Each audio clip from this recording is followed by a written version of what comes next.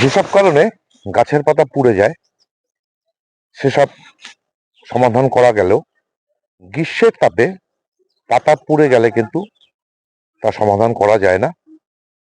গোড়া পচে যাওয়া, বেশি সার দিয়ে ফেলা এবং নিম্যাটোড সহ বিভিন্ন কারণে গাছের পাতা যদি পুড়ে যায় তা অতি সহজেই দূর করতে পারি।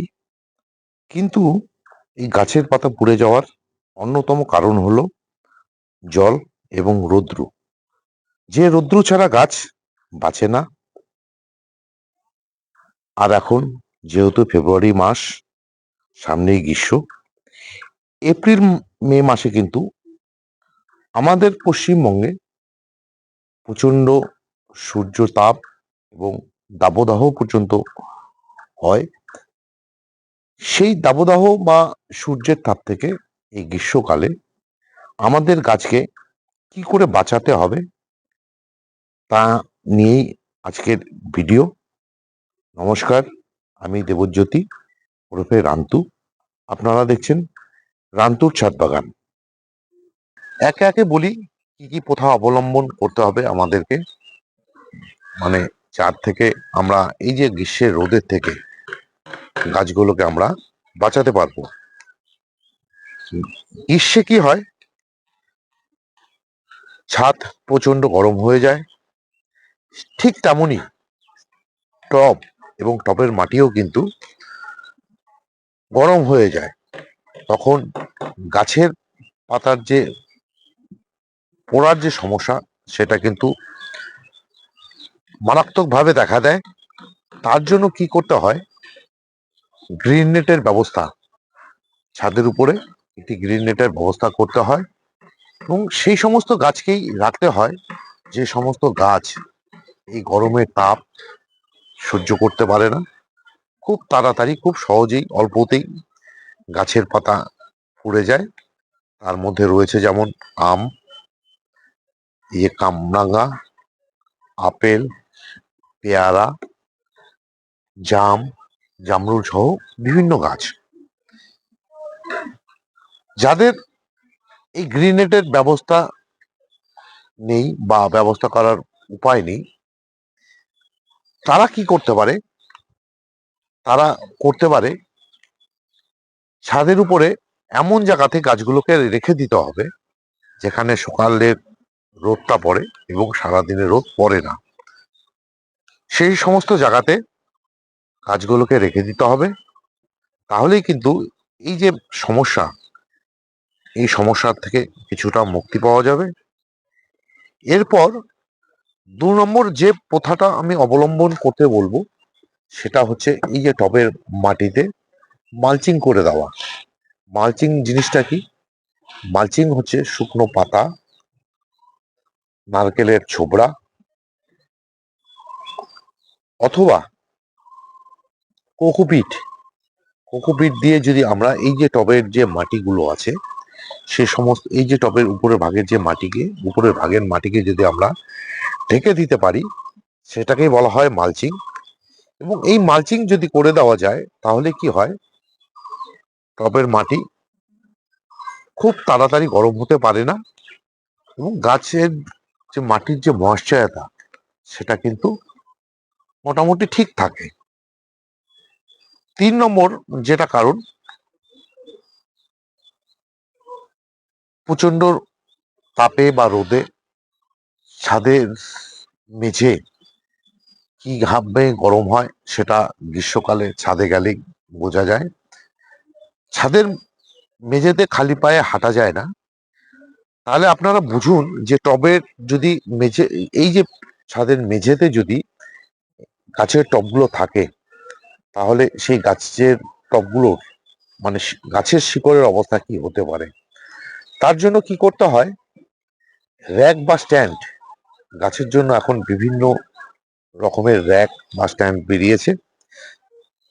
সেই র্যাক বা স্ট্যান্ডে যদি গাছগুলোকে সাজিয়ে রাখা যায় তাহলে ছাদের সৌন্দর্য যেমন বৃদ্ধি পায়, ঠিক তেমনি এই টবের মাটি এবং শিকড় দুটোই কিন্তু ভালো থাকে। আর যাদের স্ট্যান্ড নেই বা র্যাক নেই তারা কি করবেন, তারা কিন্তু ইট বা কাঠের টুকরো বা থার্মোকলের যে পাওয়া যায়, থার্মোকলগুলো যে পাওয়া যায় সেগুলোর উপরে যদি আপনারা গাছের টবগুলোকে বসিয়ে দিতে পারেন, তাহলে কিন্তু সেই গরমের থেকে কিছুটা হলেও গাছ মুক্তি পেয়ে যায়। 4 নম্বর যে সাবধানতা অবলম্বন করতে হবে আমাদের, তা হলো গরমের সময় গাছের জল দেওয়া। সেটা আবার কি? সেটা হচ্ছে আমাদেরকে দেখতে হবে যে টবের মাটির ময়েশ্চার যে সেটা ঠিক আছে কিনা। যদি ময়েশ্চার ঠিক না থাকে তাহলে কিন্তু গাছের পাতা সহজেই পুড়ে যাবে। তার জন্য আপনাদেরকে কি করতে হবে, পর্যাপ্ত পরিমাণে জল এবং সেটা কিন্তু আপনাদেরকে গাছে দিয়ে দিতে হবে।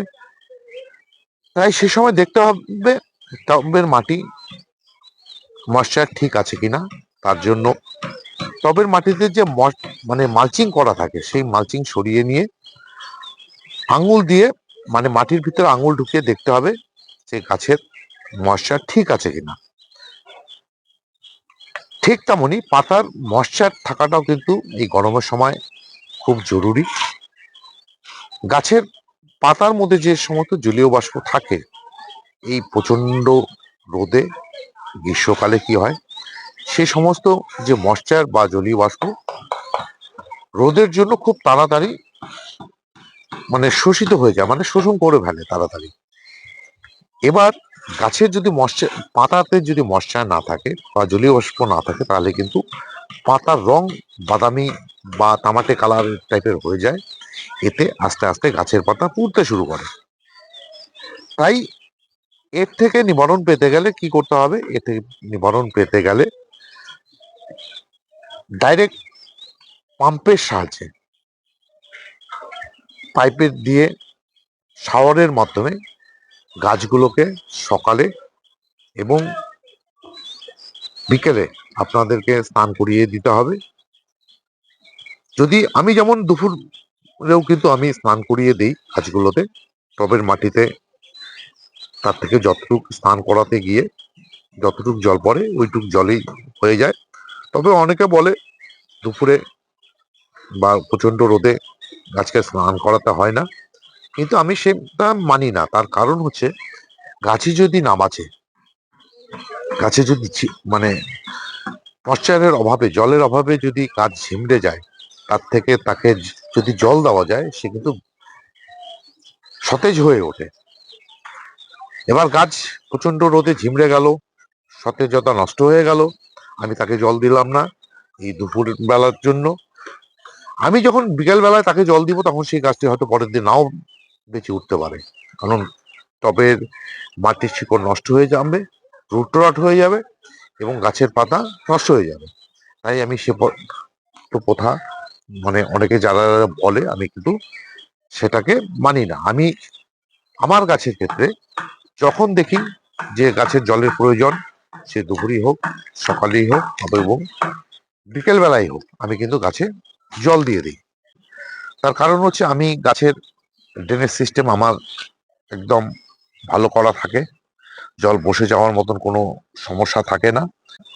আর একটা জিনিস আপনাদেরকে লক্ষ্য করতে হবে বা মেনে চলতে হবে, সেটা হচ্ছে এই যে ছোট ছোট গাছগুলোকে আমরা এই মুহূর্তেও বসিয়ে দিতে পারছি, কিন্তু গ্রীষ্মকালে কোনো গাছকেই ছোট চারাই হোক এবং বড় গাছই হোক রিপোর্ট করা কিন্তু যাবে না। কারণ রিপোর্ট করতে গেলে আমরা গাছের শিকড় কাটাই ছাঁটাই করে তারপর বসাই, এবং রিপোর্ট করার পর সেই কাটাই ছাঁটাই করে যদি গাছকে বসাই এবং এই রোদের তাপে কিন্তু সেই সমস্ত শিকড় পুড়ে গিয়ে ডাইব্যাকের যে রোগ সেই রোগকে কিন্তু ডেকে নিয়ে আসবে। তাই এই গরমের সময় আমি যে সমস্ত সাবধানতার কথা আপনাদেরকে এতক্ষণ ধরা বলছি, ঠিক তেমনি এই যে গাছের রিপোর্ট করা বা নতুন বা ছোট চারা গাছ লাগানো, এটা কিন্তু এই মানে গরমকালে গ্রীষ্মের মধ্যে অন্তত এই 2 মাস, এপ্রিল মে মাস, এই দুটো মাসে কিন্তু কোনোভাবেই করবেন না।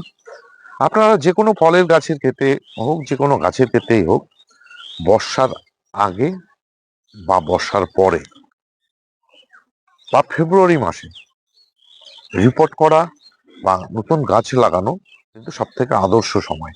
শেষে যেই সাবধানতার কথা বলবো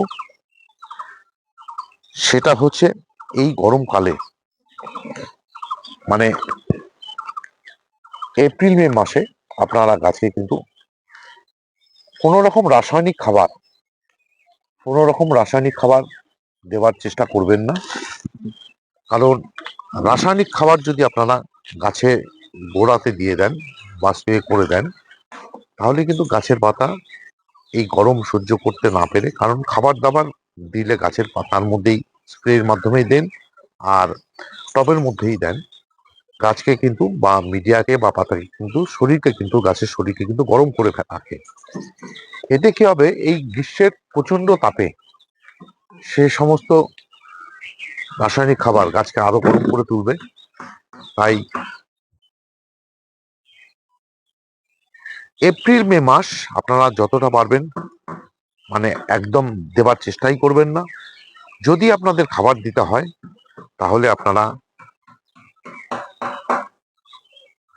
জৈব খাবার সেটাকে দিতে পারেন, এবং জৈব খাবার যদি আপনারা সে সময় ব্যবহার করেন তাহলে কিন্তু আপনাদেরকে টবের গোড়াতে হিউমিক অ্যাসিড মিশ্রিত যে জল সেটা কিন্তু আপনাদেরকে ব্যবহার করতেই হবে। অনেকেই হয়তো জানেন যে হিউমিক অ্যাসিড, এই যে আমরা গাছে যে সমস্ত খাবার দিই সেই সমস্ত খাবারকে অতি সহজেই গ্রহণ করতে সাহায্য করে এবং রুটকে ঠিক রাখে, রুটের বৃদ্ধি করে, রুটকে খাদ্য গ্রহণ করতে সাহায্য করে। তাই সে সময় মানে খাবার দিলে আপনাদেরকে কিন্তু এই যে হিউমিক অ্যাসিড মিশ্রিত যে জল সেটা কিন্তু আপনাদেরকে ব্যবহার করতেই হবে। এতক্ষণ আপনাদেরকে জানালাম এই যে সমস্ত সমস্যা এবং সেই সমস্যার কি সমাধান তাই নিয়ে। এই ছিল আজকের ভিডিওটি যদি আপনাদের ভালো লেগে থাকে তাহলে একটা লাইক দিবেন, কমেন্ট করবেন এবং আমার এই যে চ্যানেল, এই চ্যানেলটিকে সাবস্ক্রাইব করবেন। যে সমস্ত নতুন এবং পুরনো বন্ধুরা প্রায় প্রতিদিনই আমার ভিডিওগুলো দেখছেন এবং লাইক দিচ্ছেন, কমেন্ট করছেন, সবাইকে অশেষ ধন্যবাদ জানিয়ে আজকের এই যে ভিডিও শেষ করছি। সবাই ভালো থাকবেন, সুস্থ থাকবেন, সবুজের সাথে থাকবেন। ধন্যবাদ।